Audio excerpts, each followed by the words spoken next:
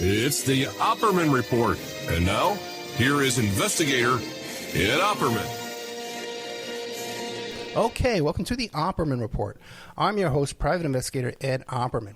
You can find me at Opperman Investigations and Digital Forensic Consulting.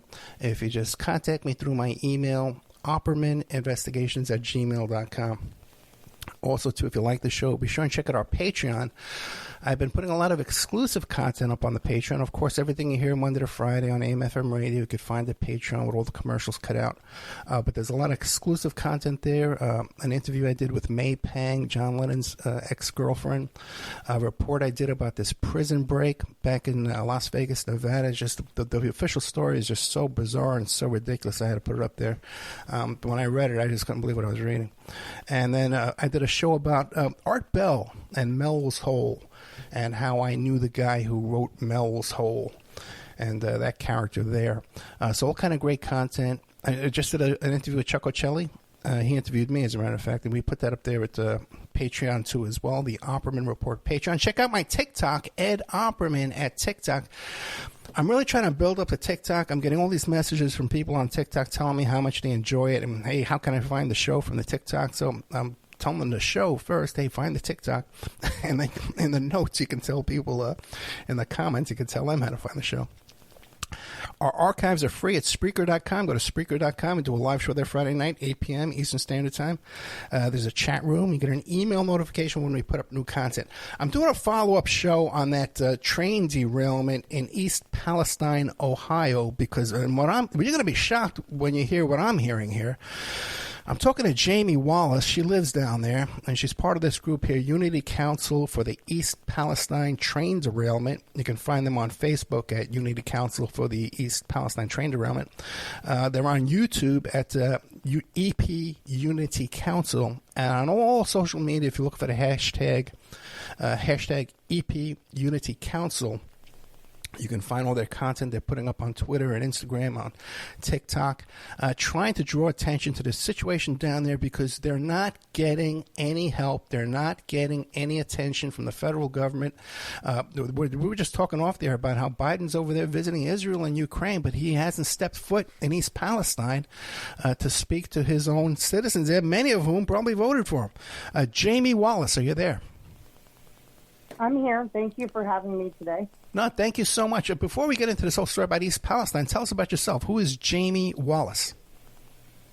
Jamie Wallace is just your everyday house mother. I was working a full-time job. Actually, my husband was a stay-at-home dad. We have a 4-year-old, go to work, make dinner, enjoyed outdoor activities with our daughter, going for hikes. We like fishing. Just your everyday person living my quiet little life in my little country hometown and raising my daughter. That was my plans for the rest of my life, is to finish working, retire, and grow there in my hometown with my daughter. Well, let me, because we were talking off the air a bit. Now, after this disaster, can you go fishing? Can you go hiking? Or are you afraid to be out in the elements out there, exposed to these chemicals? Yeah, you definitely can't enjoy nature anymore. We still have highly contaminated streams. I know the EPA recently put out a report and said that it was okay to eat the wildlife, but yet a friend of mine was in the creeks and found a dead frog and poked it with a shovel, and chemicals started pouring out of the frog. They've not tested the wildlife, so when they say there's no reason to believe that they're chemically contaminated, that's because they haven't tested them yet. Okay, let's back up and get back to the beginning. Tell me of the day, how Jamie Wallace experienced the day of the derailment. Did you hear sirens go off? How'd you hear about this? How'd you know about it? Well, it was a Friday night. It was later in the evening. It was kind of not a typical Friday night for us. My husband's best friend had came down from Cleveland. They hadn't seen each other in like a year. So I was watching his son and my daughter, and they went out to have drinks at our local tavern. As we were sitting there, I started to hear some sirens. We're very much, a small community. You hear an ambulance or fire truck, and you jump out and look out the window because you probably know where it's going. So it kind of caught my attention, and then my mom called. And my mom said a train just derailed down by Leaks gas station. The bar that my husband and his friend were at is called State Line Tavern because it sits right on the state line. And that's where the train had derailed, right behind there. So I immediately called my husband, and he's like, oh, it's a little fire, you know, typical husband. You just don't want me out having drinks with my buddy. And I'm like, no, this is, my mom called me a train derailed. About 5 minutes later, he called me back, and he's like, I'm on my way home. He's like, Leaks gas station is going to blow. Wow. So he came home, and he wasn't home maybe 15, 20 minutes, and my mom called back, and she said they are evacuating everyone within a 1 mile radius of the James Street crossing. So my husband's friend and his son get in their car and leave, and, we literally grabbed my daughter, a change of clothes for her, jumped in our car. It's the middle of winter. It's cold out. The heater in my car had broke earlier that week, and I was riding to work all week with a friend of mine, bundled the baby up, no heater, had no clue where we were going, and we just headed out of town. What a nightmare. Now, you were telling me your daughter's 4 now. I guess she was under 4 then, right? She was 3. Oh, my God. She was, she was confused. She didn't know what was going on, and Sure. I think she felt that tension and that sense of urgency. One of the issues that we ran into is we are a little small country town. We have one hotel that's about 15, 20 minutes away, and the rest of them you have to travel 30, 40 minutes to get to. So we couldn't even find a hotel in the area. They were all filling up. I ended up calling my brother, and they were able to get a couple of hotel rooms. And he said, just come spend the night with us. Kids can sleep on the floor or whatever. So that's what we did that night because I guess I just thought we were going back in the morning. Right. We didn't know at that point what the extent of it was. So never been evacuated from my home. Didn't know what was going on. So we were like, yeah, we'll just crash there for the night. Now, what about, was there traffic? Could you see smoke? What was going on? You could see the smoke. Could you smell it? Could you smell it when you were driving? Oh, most definitely. Oh, my God. As soon as I walked out my front door, you could smell the chemicals. We were going in the opposite direction of where the derailment was, and you could see all the smoke. You could smell it in the air. But, again, you still just weren't quite sure. When you live in a community that a train runs through it, I've thought of all different scenarios. What if you're walking across the railroad tracks and your foot gets stuck, or your car stalls in the middle of the tracks? But I never once thought, what if a tanker full of chemicals derailed in my community, let alone 20 cars of highly carcinogenic chemicals? Now, what about the initial response of the local first responders, they call them now?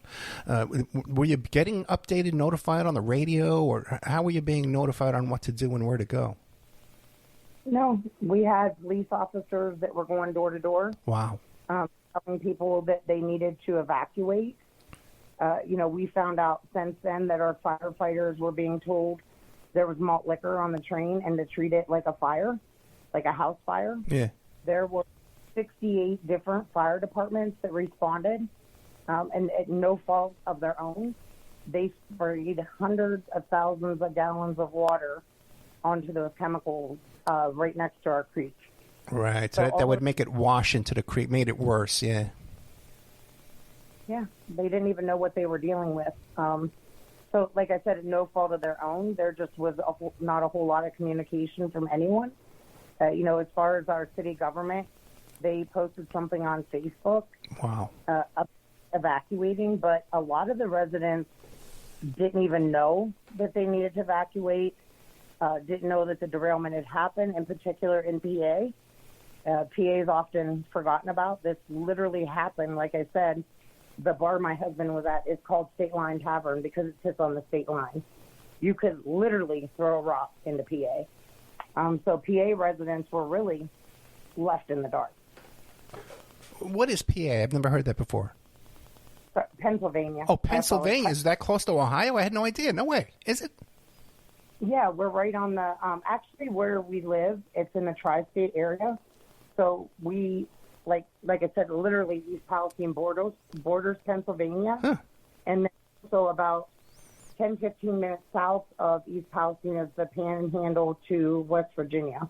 Okay. So we have West Virginia, Ohio, and PA right there all together. I don't know my geography, I tell you that. Okay, so now you stay at your brother's house at night. Are you able to ever go back home? Well, the next morning, my husband and I, we were hearing that they were closing off all the traffic to town. And again, it was just very much like by word of mouth, not really nothing on the television, didn't know what was going on. So we left my daughter with my brother at the hotel, and my husband and I decide that we're going to drive back to town. What we saw when we got back to town, the first thing before we saw anything was the smell. Mm. I cannot describe it as something you've never smelt before. The only way to describe it is almost like a sweet bleach smell. Right. But just knew it wasn't good.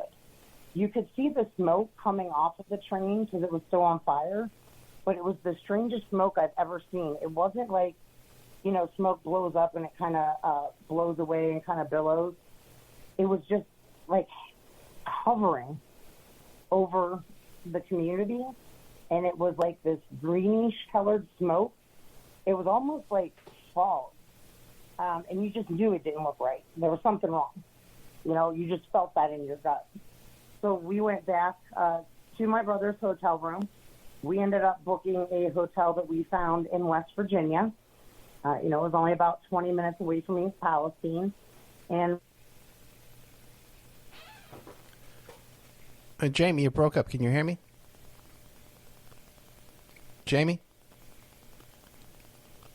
Yeah, we're having some problems with the audio. Jamie, are you there? Let me see if I can. Maybe the phone got disconnected. Oh, you're there now. Yeah, you're back. Yeah, we lost you. The last thing you said was you went 20 minutes away to West Virginia. Yeah, we went but a quick question before you start again. Now, is 20 minutes far enough away to be away from this smoke and this gas and stuff? We didn't know at the time. But you kind of thought it was? Yeah, we still don't know, what the extent of the contamination is. Right. And even then, at that point, we still didn't know what was on the train. Gotcha. Our firefighters knew that night that it was vinyl chloride, was the chemical of biggest concern. But we didn't know that. They didn't tell us what it was. We found out since then that our firefighters didn't have that manifest for hours. Right. After but the cleanup crew for Norfolk Southern had it within 14 minutes. Okay, so you were telling me you got the room 20 minutes away, and what happens next? So we go down to West Virginia, and we're staying in the hotel down there, and we found out that, we were going to be out of town a little longer, so we didn't have a lot of money. Norfolk Southern had set up an assistance center in East Palestine where you could go and get reimbursed for your hotels. Right. So I was going to run back into town with my niece to go to the assistance center and get the reimbursement so that we had enough money to continue to stay in the hotel. And we were going to run back to the house and grab prescriptions and clothes. We didn't think about grabbing our prescriptions when we were running out of the house, right, kind of in a panic. So when I pulled in my driveway, back up just a second, before I left, my husband and I were kind of arguing. He's like, well, when they lift that evacuation, we're not going back home. And I said, well, where are we going to go? He said, I don't care if we have to live on the riverbank. I'm not taking our daughter back in there. Mm-hmm. And I'm saying, if the EPA says it's fine, it's fine. It's the EPA. As soon as I pulled in my driveway that creek ran right along my driveway, Sulphur Run, I was just overtaken by this chemical smell. I started coughing, lungs were burning, lips were on fire, eyes were burning. My niece is doing the same thing. I look over at the creek, and there's chemicals free-flowing down the creek. And that's when I knew right then I didn't have to be a scientist. I didn't need to listen to the EPA. I knew right then and there that it was not safe to be there. What about what happens next? So after that, they do the controlled burn. The EPA lifts the evacuation on our community. They cannot run a train through an evacuated town. So I feel like that's why this was such a rush to get us back into town. Right. The one that they were offering us was indoor air monitoring. They wanted to come in and they would test your air in your home. And that was supposed to show you that it was safe to come home. So we signed up to have this air testing done. We went there the day of the air testing, literally 2 minutes through my house. I asked, what all chemicals are in the creek? We still have not seen a manifest, and they've lifted the evacuation. We've heard rumors about what were in those tankers, but we didn't know. Well, the manifest will be coming out. I said, has there been soil sampling done? EPA doesn't feel like we need to test the soil. Well, what about the creek water? Has it been tested? Well, yeah, results will come out later. What we found out after that was that the air testing that they were doing in our home, the EPA admitted it was insufficient.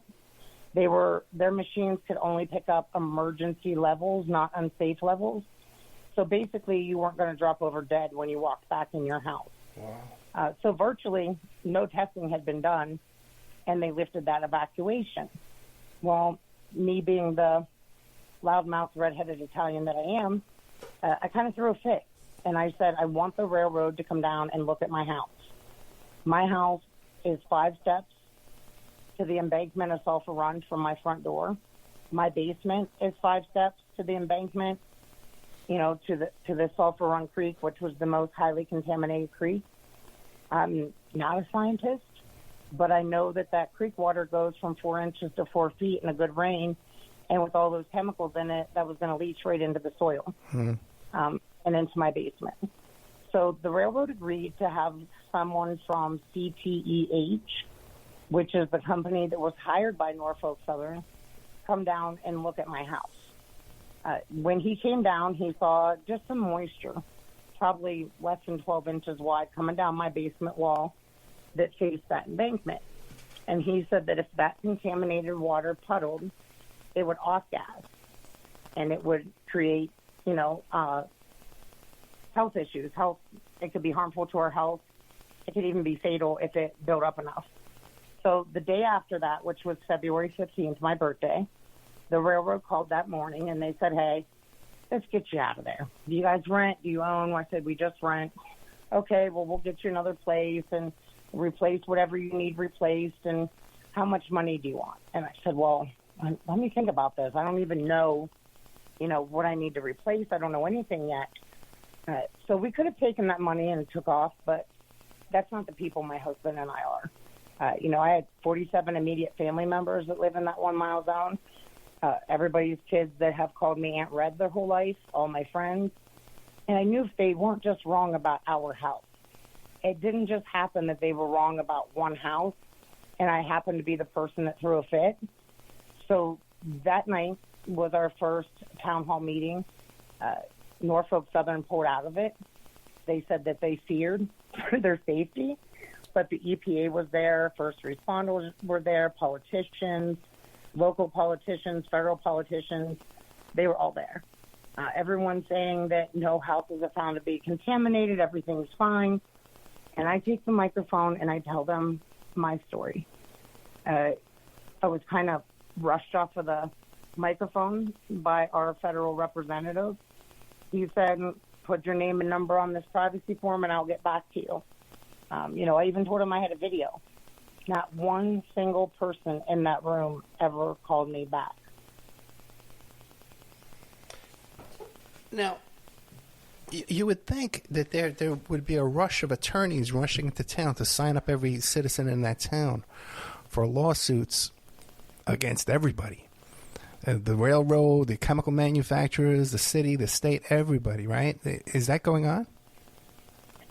There were a lot of attorneys that came in. They had, these informational sessions.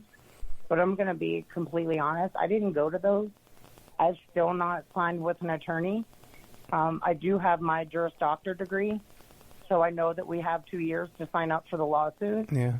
And immediate health concerns, I've not really thought about the money. I think eventually they need to pay for what they've done financially, but right now we're still actively being exposed to chemicals. So my focus has been on that human health aspect and getting the testing done that needs to be done. Right. I was going to ask you that next. Now, what about you and your family? Have you been to the doctor to see? I know you told me you went to the doctor the other night about another matter, but have you been to a doctor for tests about this? An independent doctor far away from this town that's not going to be bought off or cahoots, Have you been to a doctor? Well, here's some of the issues with the doctors in the area. Yeah. The first issue is right after the initial derailment, there was a memo that came down from the CDC that told our doctors not to give chemical diagnoses. There had already been people that were diagnosed with chemical bronchitis. My twin nieces that are 13 had chemical bronchitis. My daughter and I both had breathing issues. I went to the emergency room and they said we had upper respiratory infections. Mm-hmm. I had an upper respiratory infection for 4 months. I'm 46 years old. I went through 3 rounds of antibiotics, 3 rounds of steroids, and it lasted for 4 months.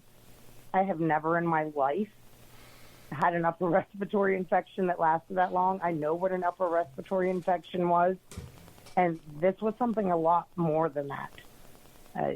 So yeah, clearly that's ridiculous. Yeah, I know. Yeah, that's ridiculous. There's no way it's coincidentally got some infection. At the same time that they're pouring chemicals down your lungs there, and smoke and all kinds of stuff. And exposing your creek, like you said.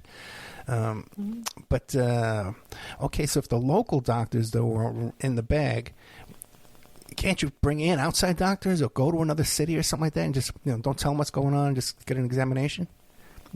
How would insurance cover that? Probably not, right? You'd have to do it within the state, I guess. Well, yeah, and I know, when people started testing positive for vinyl chloride, we film everything now. We have it on tape where the CDC sent out another memorandum to the biggest, health companies around here and told them not to write prescriptions for vinyl chloride anymore. It's only in your system for 48 hours. And it couldn't possibly still be in our systems. Now, how does the CDC say not to write a prescription? We were literally arguing with our doctors, and they're saying, no, you can't be tested. And also, what would be the harm of taking the prescription? And clearly, if it's in the creek, okay, maybe the first day you were examined, you could be exposed to it a month later. You step into a puddle or something. Who the hell knows? Right. What would be the downside of taking the prescription? You tell me. Liability is the only downside. I'm no medical expert, but the only thing says, well, we don't want to say that this is caused by the spill, It's a urine test. It's a urine test. It's a urine test that was showing these metabolites for vinyl chloride. And what we're being told is, well, it's lifestyle, choices. If you smoke or if you drink or if you do this or that, and it's they always say what it could be, but they never mention it could be the 5 tankers of vinyl chloride that you blew up over our community. And when you talk to outside doctors, you'd have to smoke 20 packs of cigarettes a day to get the levels we were coming back at. We had kids, 12-year-olds testing positive. Pretty sure they're not smoking 20 packs of cigarettes and getting drunk all day. The same thing when we start asking about dioxin. Well, this is my favorite. Dioxins can come from a barbecue grill. Yeah. Okay. We saw the big barbecue grill over East Palestine. Yeah, they could come from that, but, quit telling us what it could be from and tell us what it is from. Quit sticking up for the railroad because that's the perception when you say it can come from this, this, and this, but you never mention it could come from that, the explosion of those chemicals over our community. Now, so we were okay. refused testing, and also the insurance wouldn't cover the testing. So as far as, going to a doctor somewhere else, not even sure where we would go. And also financially, we're a very poor community. Yeah. We're actually considered part of Appalachia. Yeah. So, I think the median income down here is less than $40,000. So to even be able to travel to go to another doctor, to know where to find a doctor, we do have doctors coming into our community now to do independent health studies through different universities. But again, this is 9 months later almost, and they're just now starting to do these health studies. When we first got on the phone a couple of days ago, you were on the way back from the emergency room, right? Now, right. Then, because your daughter, your little 4-year-old baby, had hives. Do you think it's possible those hives are related to all this stuff? I honestly do not think it is, only because she has not been back to town since the night of the derailment. Okay, all right, okay. But But she's been around. You guys been back to town. You're wearing the same clothes. You come back, right? No? Right. I know, and that scares me. I do think she'd never taken over-the-counter medication before. Okay. She was a COVID baby, so she hasn't been sick. I don't think that's related, but, a very good friend of mine, fellow Unity Council member, she was saying her kids got very sick. She has 5 boys. They got very sick after the derailment, nosebleeds, skin rashes, couldn't breathe. She was told that I think like 3 of her kids, she was told have asthma now.